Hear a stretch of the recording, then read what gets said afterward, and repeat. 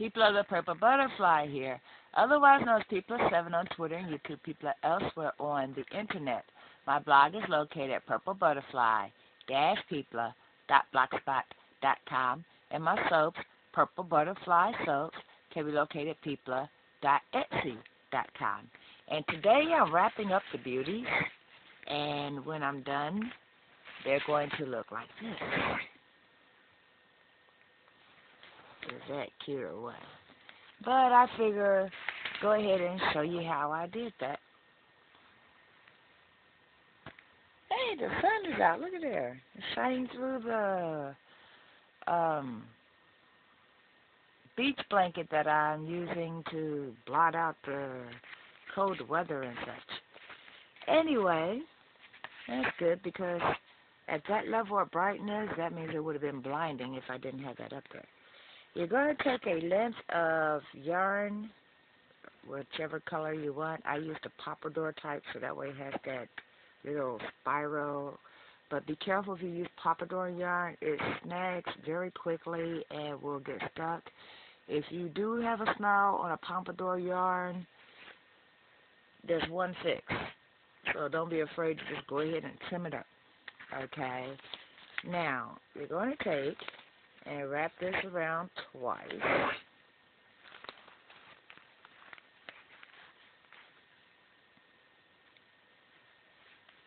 And then just, find some place to cut it. Hold on a second. Let me fix your view, shall we say. Let's see if that's better. Yeah. Hold on.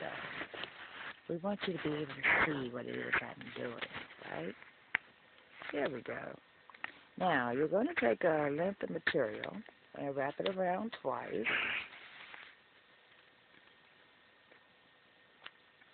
It doesn't have to be a perfect cut, but you do want it to be big enough to encase what you're doing there.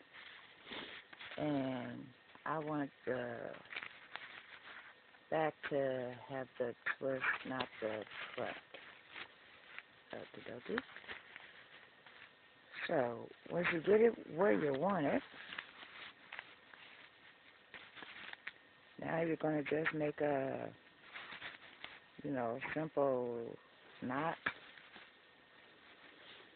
And I do try to make the knots tight, but that's not necessarily the case.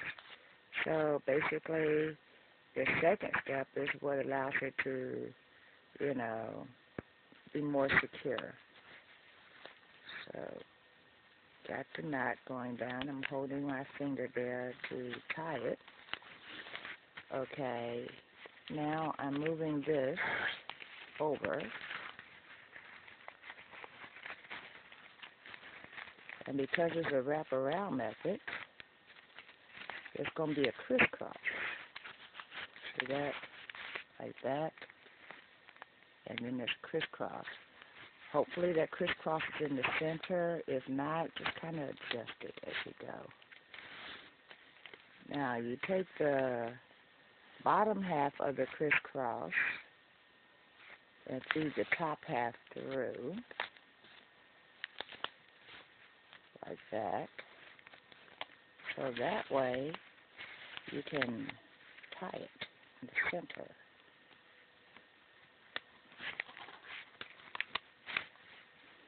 And at this point, I generally just take and trim that.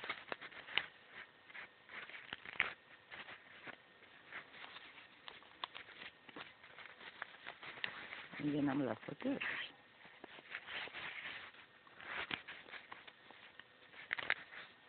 Okay.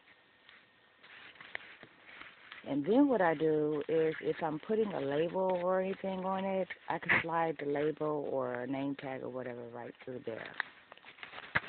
So, some of them I did not do that second step. Like this one I did, and then this one I did, and this one I still need to do. See how that's just kind of disjointed? Doesn't even look like a team player that way. So that's when I go behind those and put that little one tie in place. So that way it has a nice congruent look. But it's only one little problem. This is facing the wrong way. So let's just put that around and then separate it back out. So that way it's on the right side of the fabric. But I see a problem with that, so no worries. Like I said, pompadours tend to knot up terribly, so don't worry about it. Just go ahead and cut it if you need to.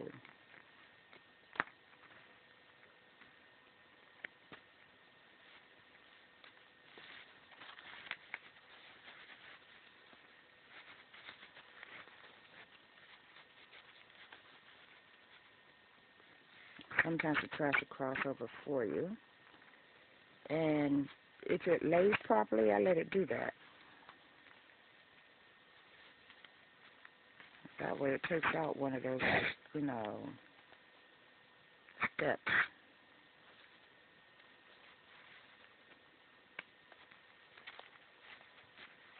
But 90% of the time I just go ahead and do it the way I know. So that way I don't have to worry about, oh, well, this was supposed to do this and it didn't have enough tension and so forth and so on.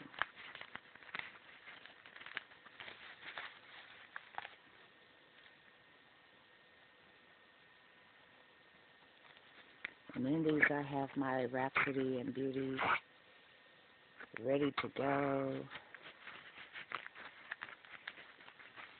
Each one representing a different person by color.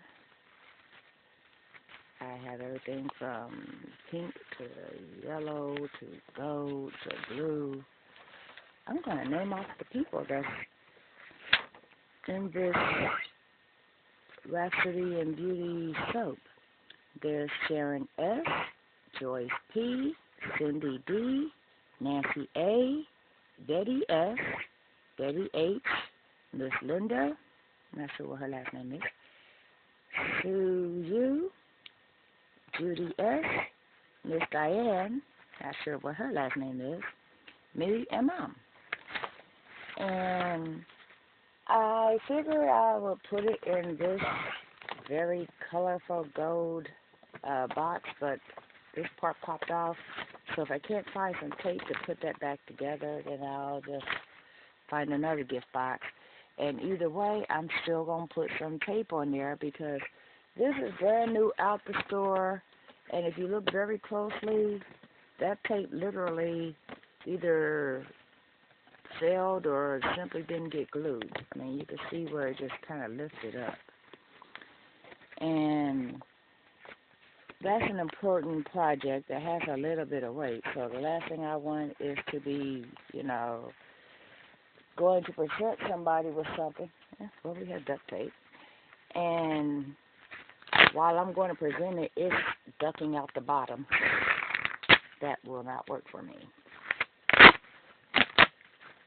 Oh, well, I need to buy more duct tape. Okie dokie. Now, let's make sure this is nice and flat.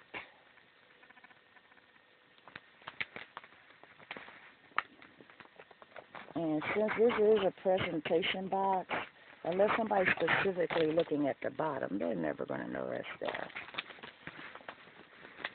Because all of the beauties are going to separate individuals. This is just the bag I'm carrying it in. So, yeah.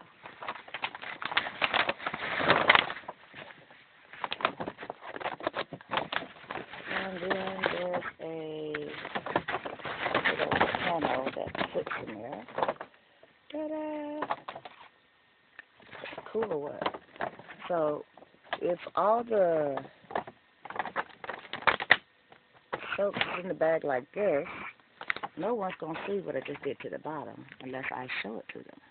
So, I always look for a workable solution because otherwise you just spend more time, effort, and money on stuff that they should did right the first time, but you know, with mass production and all that stuff in the world, things don't always get done properly. It's like mom went half-assed over batteries.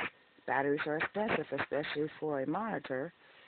And it said 2 pack of batteries on sale, blah, blah, blah. Half price. Good deal, right? Till we went to replace the batteries in both monitors and couldn't find out one worked and the other one said low battery. And she's going, well, I just replaced those batteries with brand new. I said, but apparently one of them is expired or both of them are expired or compromised or whatever. Well, they were on sale. I said, yeah, that's why I would be really suspicious about why they were on sale half price, and then you got a product that works halfway. Well, they should do something about that. Well, here's what they propose you do about that.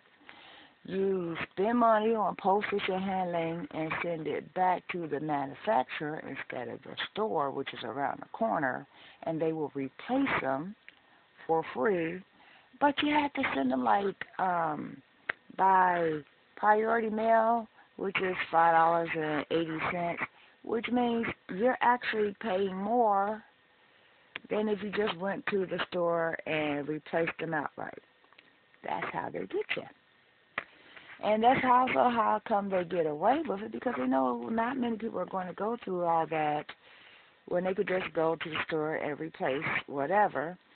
You know, I would go ahead and replace it, send them a letter of complaint, so forth and so on, and fuss at them until I was tired of fussing, because a lot of companies, they don't want that bad publicity. They certainly don't want the press. They don't want you telling a friend who told a friend who told a friend that their product failed. So then they turn around and send you free coupons. I mean, I've gotten free food and free stuff years and years and years because, you know, a product failed and I complained about it or told them what they did wrong with it, or, you know, even the flip side of that, you send them a glowing report of how the product worked, and they send you an appreciation coupon. Or they send you a, I'm sorry that happened to you, let me try to make it up to you coupon. But to spend money on postage, then you got to drive your car to where the post office is or walk. But, you know, we're far enough away where walking is not an option, you know, and then send it off. Wait days, so now you're out of money, you're out of time, you're out of gas, and then you have to wait for it, so now you're out of patience for them to make it right. It's not worth it. Anyway, I've rambled on enough about that. I'm going to go finish doing this, and y'all stay blessed, stay tuned. Don't forget to rate, comment, and subscribe. This has been P+7 on Twitter and YouTube, P+ elsewhere on the Internet. My blog is located at purplebutterfly-people.blogspot.com, and my soaps, Purple Butterfly Soaps, can be located at people.etsy.com.